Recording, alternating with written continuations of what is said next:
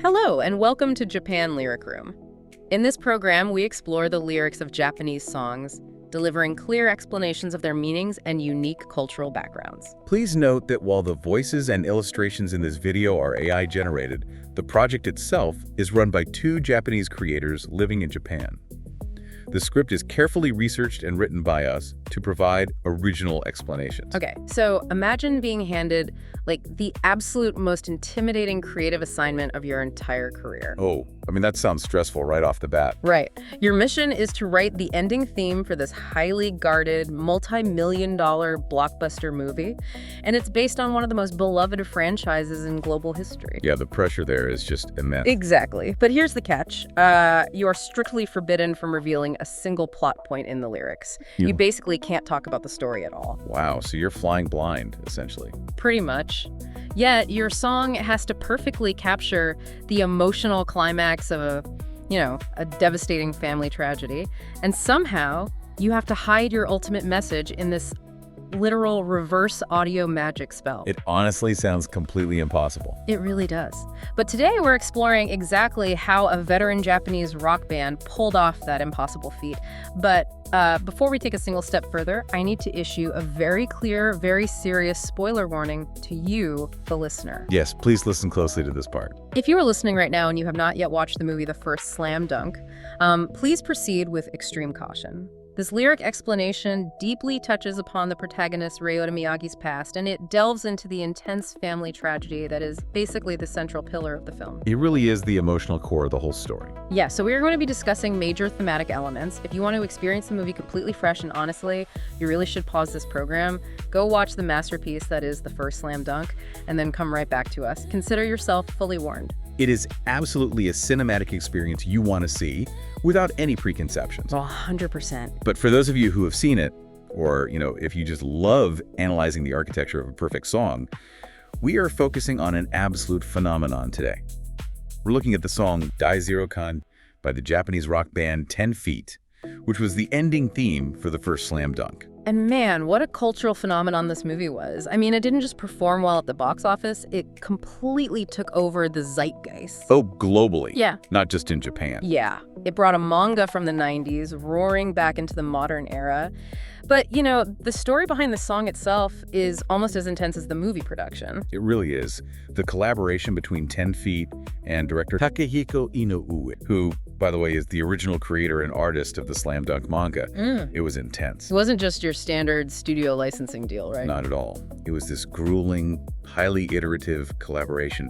It spanned nearly 2 full years. 2 years, just for one song. Yeah, they went back and forth constantly. 10 Feet actually produced 5 entirely different demo tracks before they finally landed on the finished version of Daizerokan. That is wild. When I read about that 2-year process, it made me think of, forging a samurai sword. Oh, that's a great comparison. Yeah, you don't just pour metal into a mold and you're done. You're constantly heating it, folding the steel, hammering it out, testing the metal over and over and over. You keep striking it until every single impurity is gone. That's exactly what it was like. Direct Inoue had this almost paradoxical vision.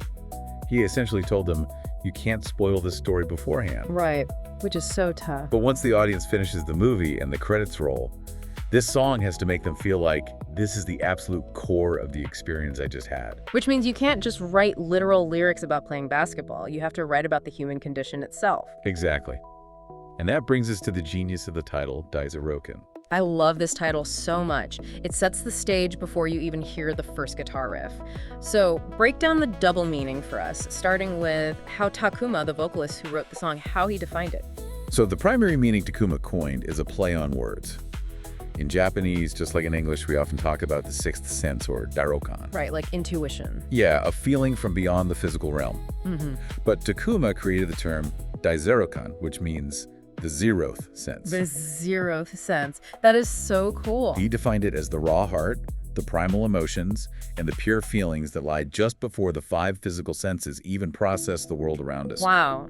The feeling before the feeling, like the raw operating system of your soul before any apps are loaded up. That's a perfect way to describe it. But there is a second layer to this, a phonetic double meaning that ties into the slam dunk lore. Oh, hey, what is it?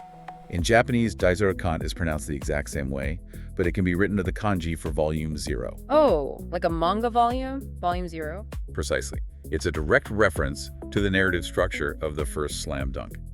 The movie acts as a prequel for the point guard, Ryota Miyagi, exploring his childhood long before the main 31-volume manga series. Because it draws from that rare one-shot manga, Piercing. Yes, the one Inoue drew back in 1998 that introduced Ryota's childhood tragedy. So the title Dai Zero Kan is simultaneously about that pre-sensory emotion, the zeroth sense, and the physical volume 0 of Ryota's untold history. Man, that is just brilliant. It tells diehard fans right away that this song is intertwined with the DNA of the story. And the structure of the track mirrors that psychological journey too, doesn't it? Structurally, it's a masterclass. The first half of the song is steeped in this highly philosophical, poetic Japanese. It perfectly reflects Ryota's lonely upbringing in Okinawa, his isolation, and his heavy internal struggles. It feels very grounded and solitary. It does. But then in the second half, there's a violent, explosive shift. Yeah, all that philosophical Japanese suddenly gives way to high-energy English, aggressive basketball terms, and rapid-fire music terminology. It physically teleports you from the quiet mind of a grieving kid straight onto the blinding lights of a national basketball tournament. It's amazing. And there's also a really beautiful symbolic resonance with how director Inoue uses the imagery of the breeze in the film, right? Yes, in the movie, Inoue uses the wind to signify the late brother Sota's unseen presence. The track synchronizes flawlessly with that delicate imagery. Which is probably why it resonated so deeply with the Japanese public. Absolutely. In fact, performing this song at the 74th NHK Kohaku Urugassen was a monumental milestone. It perfectly celebrated 10 Feet's 26th anniversary as a band. 26 years, just grinding it out in the rock scene, and then they hit this absolute zenith of cultural impact. It really proves that the 2 years of forging that samurai sword paid off. It really did. But, to truly grasp how this song achieves its masterpiece status, we have to explore the lyrics phrase by phrase. We're going to break down 7 key phrases in the exact order they appear. I'll read the English translation, and then you can hit us with the deeper cultural nuance. So let's start with phrase 1. In English, this translates to, "The beast scattered a handful of sand." Cultural nuance. A wounded youth living fiercely in isolation, the beast, scatters a handful of dry sand from his palm as if solidifying his inner resolve or breaking away from the shackles of his past. It is feral, and that's very intentional. You see, the Japanese word used here is kemono. This doesn't just mean a literal animal, like in Japanese you might use dobutsu for a regular biological animal. Kemono has a much wilder, untamed nuance to it. So it's less about biology and more about the spirit. Right. It represents a raw, muddy instinct to survive in a harsh environment. It strips away all the logic and sportsmanship, leaving only the ferocious drive of someone who has been backed into a corner, basically baring their fangs at the world just to stay alive. And then, notice what the beast is actually doing. It's scattering a handful of dry sand. This connects directly to the dry, sun-baked landscape of Okinawa, which is Ryota's birthplace. Oh, I get it. So it's tied to his roots. The sand is literally the ground he comes from. Yeah, exactly. And dry sand slips through your fingers, right? It lacks moisture, which is often a metaphor for life or ease. So it represents his hungry spirit, a thirst that just hasn't been quenched. What really stands out to me here is the cinematic quality of the grammar. The past tense, maita, meaning scattered. If you picture this, it acts like a slow-motion opening shot in a really gritty movie. You aren't thrown right into the action, right? Instead, you're watching this quiet, solitary ritual right before a massive battle. It feels so guarded. Precisely. It establishes a fierce, really impenetrable isolation. But think about it, whenever you see a character this guarded building these massive emotional walls, it naturally begs a question. Like, why? Exactly. Why? What hurt them enough to make them act like a cornered beast? And that leads us directly into the unseen presence that haunts him, which we see in the very next line. Okay, let's listen to that second phrase, translated into English, that is. I pray to the faint wind in the quiet morning. Cultural nuance. In the quiet morning filled with taut tension, one gently entrusts their prayers and promises to a faint breeze, the unseen presence of a deceased brother, and the breathing of the world. Man, I'm getting some emotional whiplash here. We just had this intense, aggressive beast imagery, and suddenly we're talking about a quiet morning breeze. How do those two extremes even exist in the same person? It's a profound shift, isn't it? And it's really the key understanding his character. The beast is the armor he wears for the world, but this lyric reveals the vulnerable interior he hides from everyone. To understand this, we have to look at a crucial motif in the film. The wind represents the lingering soul and the invisible presence of Ryota's late older brother, Sota. Oh, that makes sense. Yeah, and the lyric uses the specific word kasukana, which describes something so impossibly faint, so delicate, that you aren't even sure if it exists at all. Right, like a breeze you could barely feel on your skin. Exactly, and the act of naga, praying or wishing to that faint breeze, it reflects a deeply emotional aesthetic that is very specific to Japanese culture. It's this quiet, almost desperate seeking of a connection with the unseen. In Japanese traditions surrounding mourning and ancestry, the dead aren't truly gone, They linger in nature, in the elements. So praying to the wind is his way of trying to maintain a bond with a brother who has crossed over. Yes. It's completely heartbreaking. And mathematically, or musically I should say, it's so effective. Like, if you listen to the track, this quiet mourning lyric creates a sudden, breathless pause right in the middle of the song's heavy, driving drum beat. It feels exactly like standing in the eye of a storm. That's a perfect analogy. But here's the harsh reality of standing in the eye of a storm. You can't stay there forever. Right? Acknowledging his brother's invisible presence might bring momentary comfort, but it also shifts the narrative focus. It forces the protagonist to confront the incredibly heavy legacy his brother left behind, a path he now has to navigate entirely on his own. And that terrifying realization brings us to phrase 3. In English, beyond the faded, vanished tracks, I felt like it would be the end. Cultural nuance. Stepping forward beyond the faded and vanished tracks left by predecessors and an older brother, with a resolute determination that cuts off all escape, feeling as though this moment might be the very end. The faded, vanished tracks. I mean, that's just a really powerful image. It really is. The specific Japanese word here is wadachi, which literally means wheel tracks or ruts carved into a dirt road. But in literature, wadachi is a powerful metaphor for a predecessor's history, or the legacy left by a mentor or an idol. In this story, it is Sota's path in the world of basketball. He was the golden child, the one who carved the road. But the lyrics say those tracks are fading into mist, like they vanish entirely. Right. Because Ryota has reached an age and a skill level where he has outgrown the path his brother was able to carve before he died. Oh, wow. When those tracks disappear, you are no longer a follower, you are a trailblazer. And stepping into completely unknown, solitary territory where no one can guide you is a deeply terrifying experience. Okay, I want to challenge this next part just a bit because it sounds incredibly dark to me. When he says, feeling like it would be the end, does that imply a sense of doom? Like, is the pressure of living up to his brother just too much and he's giving up? I'm so glad you brought that up because it's really easy to misinterpret. Yeah. It's actually the exact opposite of giving up. It's not about doom at all. It's describing an athlete's intense, almost trance-like state of focus. Think about it. When you are truly in the zone during a massive physical challenge, you realize there is no tomorrow, there is no safety net, no next time. Right. You are putting absolutely everything, your entire soul, your past traumas, your future hopes on the line for this specific moment. It's a do or die determination. The end isn't death or failure, it's the culmination of everything he is. Ah, I see. It's the ultimate commitment. He's basically burning his boats so he can't retreat. And you can really feel how that mindset propels the song out of this internal philosophical space.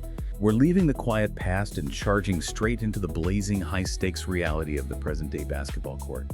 So let's hear phrase 4. Translated, this is. Kicking the scorching sand, I resist before the promise there is no lifeline on a circus night. Cultural nuance. Kicking up the scorching sand to defy destiny before reaching the place of the promised pact. There is no safety net on this court under the circus-like night where a single mistake leads to a fatal fall. The contrast in the vocabulary here is just wild. We go from scorching sand to a circus night. It's a brilliant juxtaposition. On one hand, you have Nessa, the scorching, burning sand representing a harsh, unforgiving reality. And right next to it, you have the circus, a motif of glittering glamour, entertainment, and spectacle. But why a circus, though? Because a circus is inextricably linked to extreme danger. The protagonist uses the verb aragau, which means resisting a massive, undeniable destiny with every single ounce of strength you possess.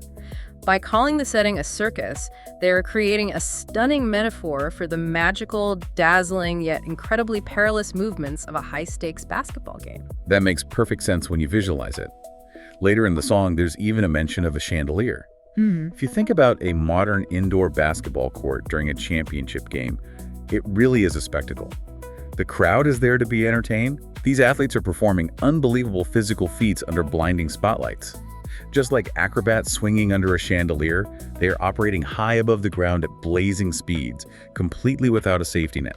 A single twisted ankle or a bad pass, and you fall. Exactly. The stakes couldn't possibly be higher. And once that perilous, high-wire atmosphere is established, you really have to pay attention to the physical rhythm of the song. It shifts dramatically. The music itself accelerates to match the dizzying, real-time speed of a fast break on the court. You definitely feel that acceleration hitting you like a wall in phrase 5.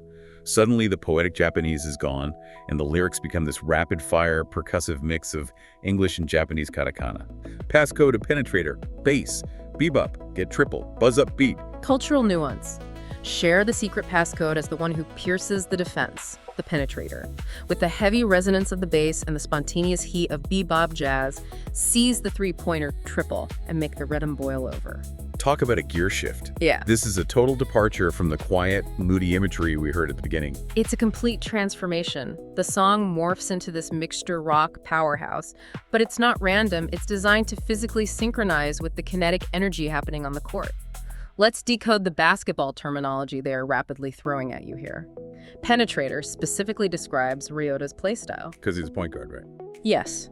As a point guard, his job isn't always to shoot from far away. His job is to slash sharply through heavy, towering defenses, piercing the enemy lines. Get triple is the urgent command for a game-changing three-point shot. And then there's the inclusion of bebop. Yeah, I wanted to ask about that. Why jazz? Basketball and jazz seem like an interesting pairing. It's the perfect metaphor. Think about what bebop jazz actually is. Historically, it was a rebellion against the structured, easily danceable swing music. Bebop is characterized by incredibly complex chord changes, lightning-fast tempos, and most importantly, spontaneous improvisation. The musicians aren't reading sheet music, they're reading each other, reacting in fractions of a second. Oh, I see. Yeah, that perfectly represents a basketball team running an unscripted play in the heat of a game, relying entirely on their shared instincts, their zeroth sense. That is so cool. And as a listener, you really feel that spontaneity. The lyrics here aren't meant to be analyzed slowly like a poem. These percussive English and katakana sounds are just crashing into each other. It feels designed to bypass your logical brain entirely and force you into a state of pure adrenaline. That is exactly the intended effect. You're supposed to feel the sweat and the speed. But here's the paradox of high-level sports. Moving at that blinding physical speed requires the ultimate level of mental clarity. You cannot hesitate. Right, you have to be completely dialed in. Your mind has to be empty. Which brings us directly to the song's most mind-blowing lyrical secret. I've been waiting for this one. Let's look at phrase 6. In English, that translates to an extra pass to the mind's empty lot, Kwazadani Habi. Cultural nuance. Clear away every single distraction and fear, reducing the mind to a completely blank, empty lot of absolute focus, and swing the extra pass for the optimal shot. Then, let fly from behind the three-point arc. Okay, we absolutely have to talk about the mind's empty lot. What an interesting choice of words. The Japanese word used here is sarachi. If you look it up in a dictionary, sarachi is an everyday real estate term. It refers to a vacant lot. But crucially, it implies a lot where a building has been completely demolished and the rubble has been hauled away, leaving perfectly flat, empty ground ready for something new. Oh, so it's not just an empty space. It's a space that had to be cleared. Exactly. Using it here is an unbelievable metaphor for entering the zone. Think about all the baggage Ryota was carrying, the beast, the brother, the faded tracks, the circus pressure. To make the winning play, he has to bulldoze all of it. He has to demolish his anxieties and reduce his mind to sarachi, pure, unobstructed, perfectly clear focus. That's when you can see the court perfectly and make the extra pass to the open man. But the true genius of this line is what comes next. The Kwazadani Habi part. Honestly, when I first listened to this, I didn't even question it. It just sounds like meaningless scat singing to match the beat. Most people think that. It sounds like rhythmic nonsense. But it is anything but nonsense. If you take those exact Japanese syllables, Kuwazadoni Habi, and read them backwards, from right to left, it becomes Behindoza ak. behind the arc. It is a hidden English command meaning a shot taken from behind the three-point line. That is just, I mean, it's literally a secret passcode left in plain sight. Oh. You're just grooving to the track in your car, completely unaware that you're singing a backward basketball play. I love how it perfectly honors director Inu's strict rule. It hides the plot of the movie completely, but it embeds this immense, deeply geeky love for the sport right into the song's DNA. It's one of the greatest Easter eggs in modern anime music, and once that perfect, high-stakes shot is released from behind the arc in this absolute hyper-focused mental zone, there's only one thing left for the player, the crowd, and the listener to experience: the landing. Let's bring it all home with phrase 7, the outro. Translated, this simply means, swish, ignite you. Cultural nuance. A perfect shot that cleanly tears through the net without touching the rim, swish, acts as a spark, instantly igniting the fuse of the entire arena and setting your soul on fire. It's so short, so punchy, and so incredibly satisfying. It represents the ultimate release of tension. Swish, of course, is that incredibly satisfying, crisp sound of a perfect basketball shot hitting nothing but the nylon net. It's a moment of pure, undeniable precision. And chaka is the Japanese word for ignition, like striking a match or setting something on fire. Right. Putting them together represents that dynamic explosion of an entire arena going absolutely wild. You have that moment of breathless, suspended silence while the ball is hanging in the air, and then boom, ignition. So if you're listening to this song right now, what does this all mean for you? I think this final lyric doesn't just end the track, it acts on you as the listener. It flips a switch in your own fighting spirit. Right. It ensures that the fire 10 feet just lit in your chest stays burning long after the music fades or the movie credits roll. You literally walk out of the theater feeling ignited. That is the true magic we're uncovering in this lyric explanation. If we pull back and look at the whole picture, Dai Zero Kan proves something vital about art, music, and how we adapt stories. Sometimes the most profound way to honor a narrative isn't to just summarize its plot points in the lyrics, it's to capture the story's pure emotional frequency. Exactly. By bypassing explicit details and instead using hidden passcodes, reverse syllables, and visceral, gritty metaphors like the beast and the empty lot, 10 Feet prove that true art speaks directly to the zero sense. It speaks to that raw emotional instinct long before our intellect even has time to process what we're hearing. It leaves you with a lingering question to ponder long after this is over. How often do you try to logic your way through an experience when you should really just be trusting your instincts and feeling the rhythm of your own volume zero? That is a beautiful thought to carry with us today. Thank you so much for listening. We feature various Japanese songs and provide detailed explanations on our website. Please check the link in the description to explore more.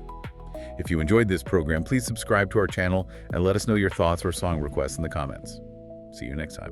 This was Japan Lyric Room.